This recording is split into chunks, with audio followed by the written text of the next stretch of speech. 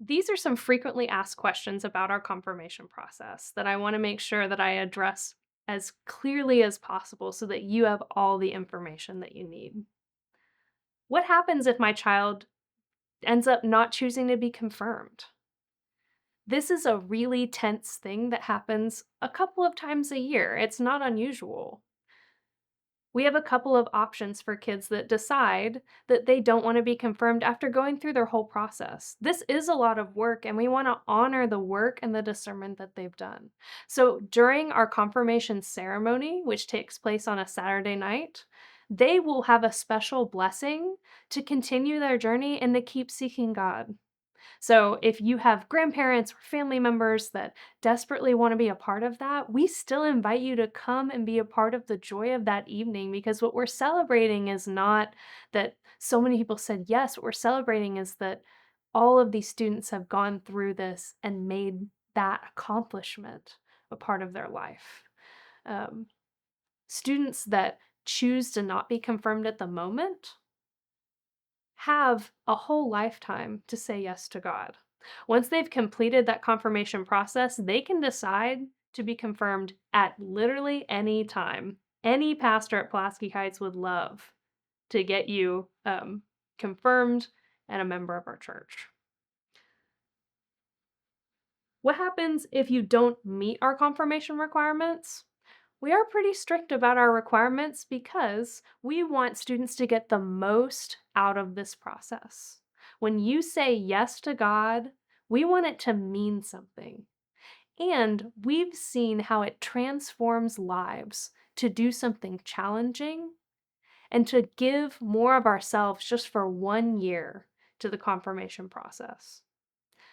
If your child, for some reason, is unable to complete the requirements, we will make sure that along the way, we are calling you, checking in, seeing how we can be helpful. But if this year just doesn't turn out to be your year, there are a couple of ways to continue process or get confirmed later. One is that if it is a credit problem that you just finding these different times to be at church and keep collecting these things is difficult, your child, if they've completed the classes and come on the retreat, are welcome to continue earning their credits and come in with the following class the next year. Easy. If for some reason you're missing classes, you're missing credits, the whole thing kind of came off the rails for you this year, no problem. We offer a confirmation class for adults. It happens on Wednesday nights and is taught by one of our clergy.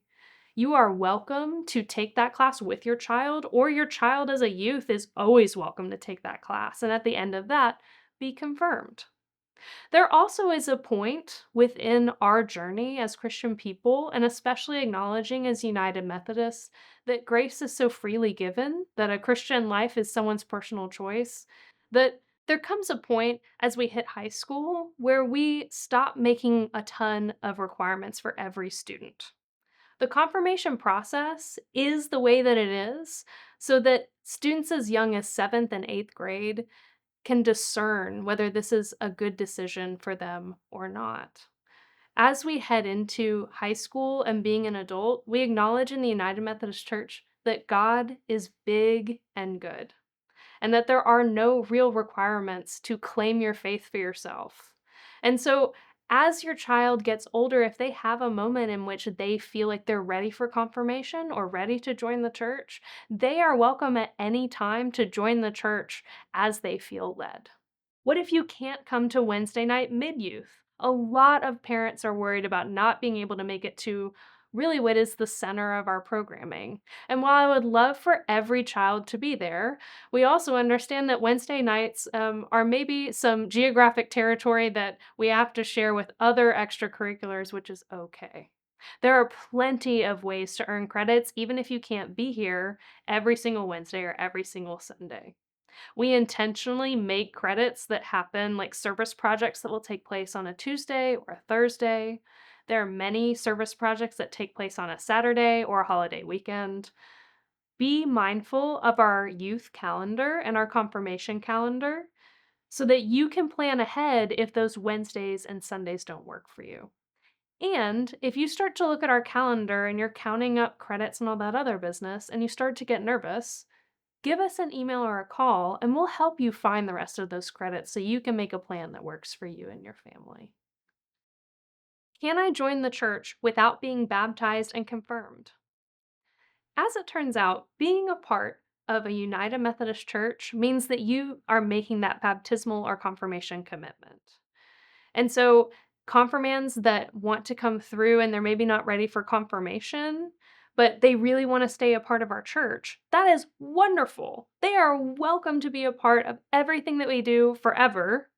But to have formal membership, you have to have a formal baptism or confirmation of your baptism.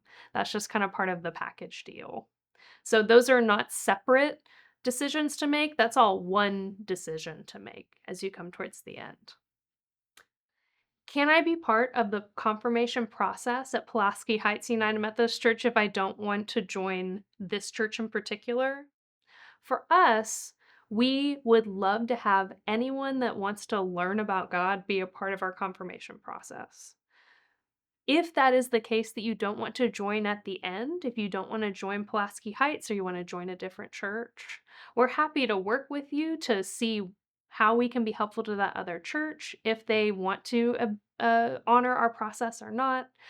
And there are some students for which they won't be confirmed in our ceremony, but they go through the classes because they feel it's important. But if you go through confirmation ceremony at Pulaski Heights United Methodist Church, you are also a person that will be joining the church at the end. How do I track all these credits? This is very overwhelming. Yes, our staff does the incredible work of tracking it for you. Every time that there is a youth event, we have a digital system for your child to check in their name. We keep digital records of all attendance, if possible, and we update a online spreadsheet all the time, keeping up with every student that registers for confirmation on all of their credits. We will be in touch with you several times during the year to say, hi, this is how many credits you have.